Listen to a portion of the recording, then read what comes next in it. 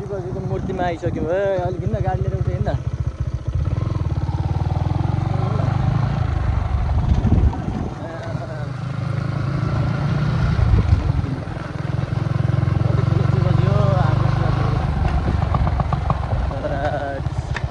शिवजीको मूर्तिमा आइसक्यौँ गाइज यसलाई कुन ठाउँ भन्छ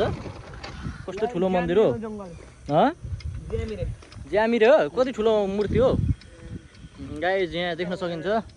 यहाँनेरि पनि एउटा कथा छ के कथा छ हौ यहाँनेरि एउटा दाई हुनुहुन्थ्यो त्यो दाई चौधारी दाई हुनुहुन्थ्यो चौधारी दाई यो गाछीमा चाहिँ झुन्डिएर बित्नु भएको अरे अनि आमा बुवाले सम्झनाको रूपमा भनेर यो मन्दिर बनाइदिनु भएको अरे गाछी भनेपछि यही गाछी हो क्या यो सुकेको यो सुकेको यो पिपल फलेको गाछी यही हो ओ त्यही भयो उसैले बनाइदिनु भएको मन्दिर अरे यो कसले बनायो चाहिँ मैले चाहिँ तेरो मुखबाट सुने है यो म त्यतिखेर ठिक्क यहाँ आएको थिएँ क्या अनि सबैले भन्नुभएको थियो गाई चाहिँ हो झुट बोले होइन